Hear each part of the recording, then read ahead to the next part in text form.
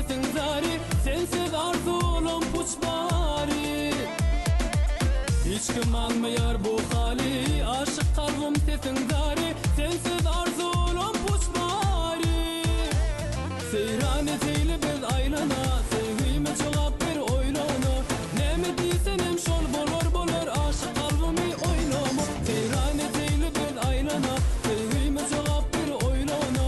Ne mi diysen hem şol bolor bolor, aşık kalbimi oynama.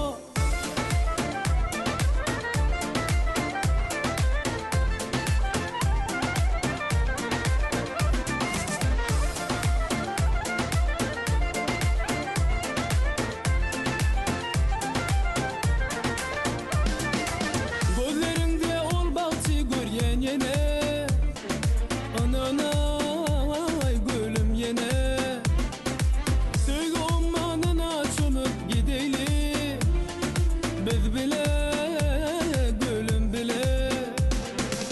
Hiç kim anmayar bu hali, aşık kalbim sesin zari, sensiz arzulum puçbari. Hiç kim anmayar bu hali, aşık kalbim sesin zari, sensiz arzulum puçbari.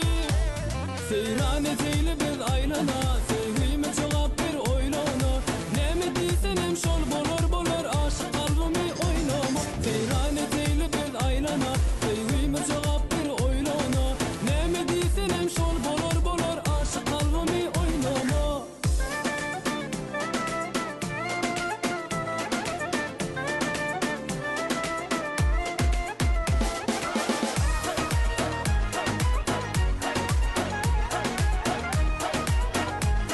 eteyle biz aylana, sevgime cevap ver oylana.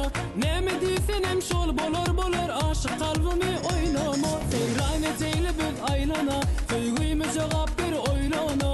Ne mi diysen hem şol bolor bolor, aşık kalbimi oynama. Seyran eteyle biz aylana, sevgime cevap ver oylana.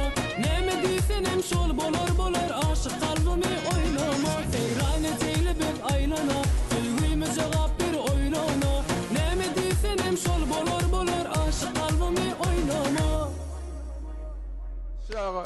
آقا عارف یگانه عزیز از شهرستان زیبای آقلای استان گلستان، انشالله که نفست گرم باشه. خیلی هم عالی، چقدر شاد بود. خسته نباشین. زنده خسته نیستیم، ما اول تو پر انرژی خدمت بینندگان هم هستیم. خب قطعه رو معرفی کن برامون.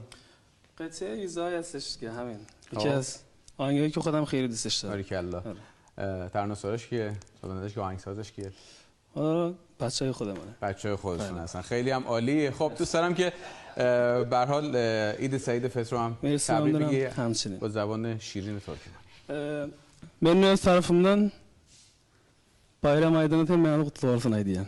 خیلی خوب، حالا من ترجمه میکنم از طرف خودشون به همه مردم شریف آقلا عید سعید فطر رو خدمت همه شما تبریک عرض کردم. صحبتی نکته‌ای؟ نه. ان شاء الله که صاحب bayramımız kutlu olsun. خیلی متشکرم، ممنون. مجدد به افتخارش دست میزنیم.